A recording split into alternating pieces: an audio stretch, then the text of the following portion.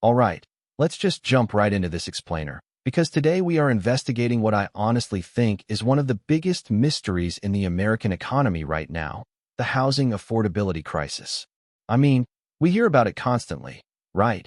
But the actual root cause, it's usually buried under a mountain of complex data and, frankly, political talking points. So today we're going to cut through all that noise. We're looking at some absolutely fascinating research from the National Bureau of Economic Research to visualize exactly what is driving housing costs completely through the roof. And we're kicking off our investigation with a massive question, one that completely defies common sense until you look at the hidden regulations at play.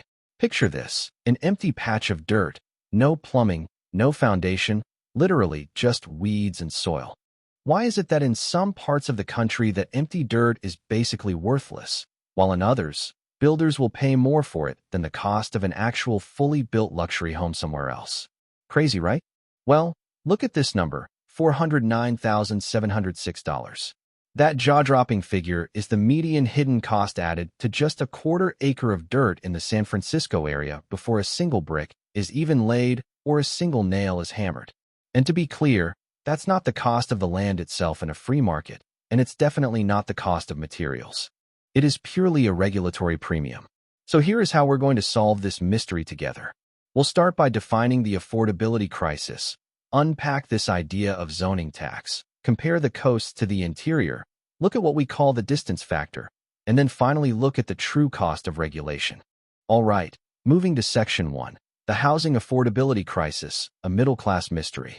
The data here shows us a pretty stark reality. Back in 2019, average house values in San Francisco and San Jose topped $800,000.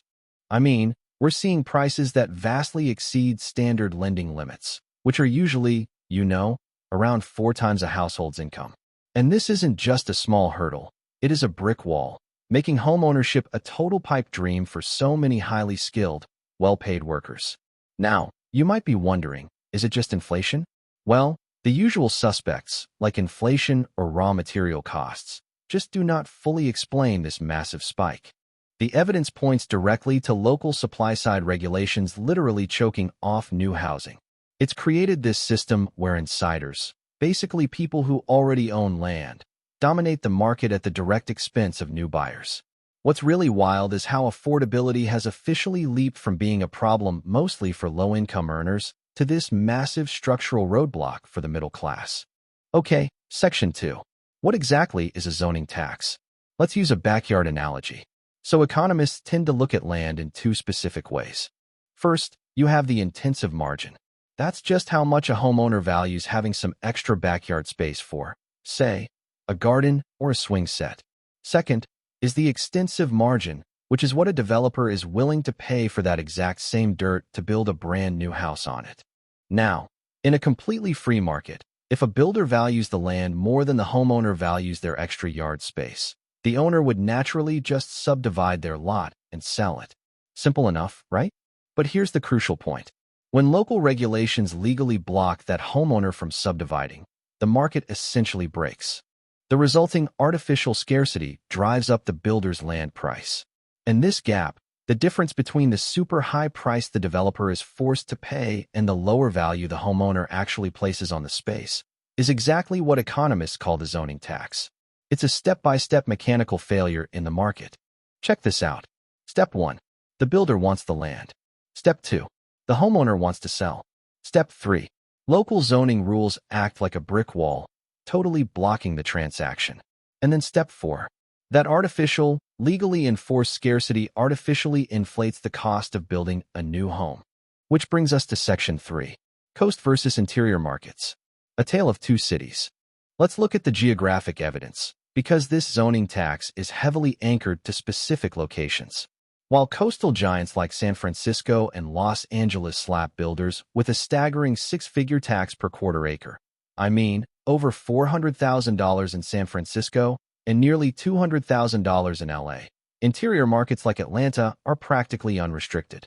Over there, that tax is a mere $15,000. And hey, it's not just Atlanta. It is honestly incredible to see that in rapid growth interior cities, places like Dallas, Charlotte, and Nashville, A builder pays almost the exact same price for land as an existing homeowner. The zoning taxes there are negligible, totally de minimis. This completely debunks the idea that we are somehow running out of land nationally. We definitely aren't. And this perfectly illustrates the correlation. When we map out the Wharton Regulatory Index, which is a measure of how strict local land use rules are against median house values across the board, the correlation is undeniable. As local rules get stricter, prices just shoot right up. San Jose and San Francisco are in a league of their own here.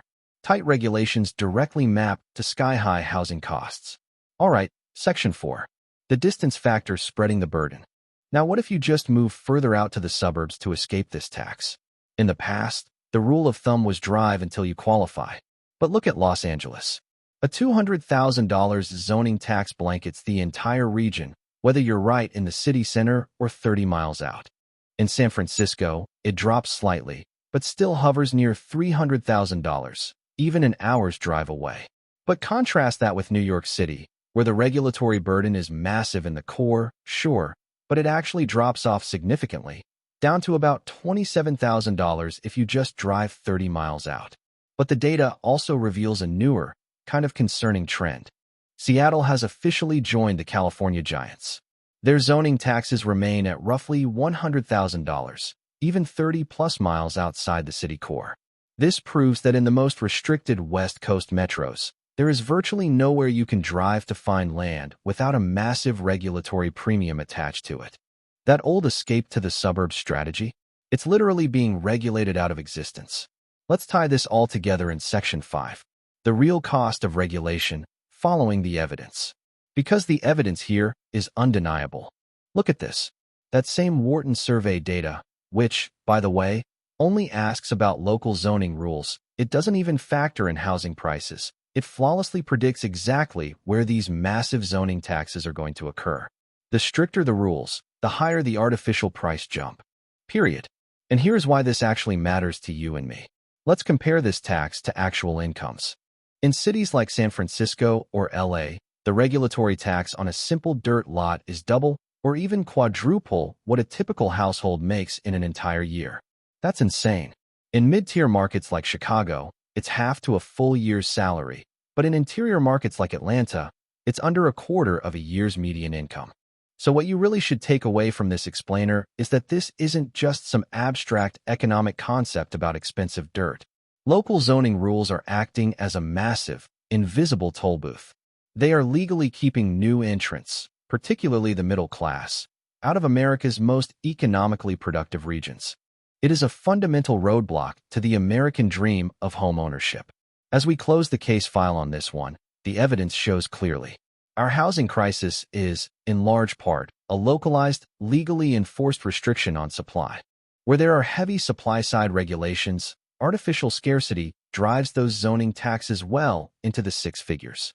But where those regulations are light, like we saw in the interior markets, housing actually remains elastic, accessible, and affordable. So I'm going to leave you with this final thought to investigate on your own. If this invisible zoning tax continues to grow and outpace household income in our biggest cities, who actually gets to own a home in America's future? How will this reshape wealth and opportunity for the next generation? It's definitely something to think about. Thank you so much for exploring this with me today. Keep asking those big questions, and as always, keep looking at the data.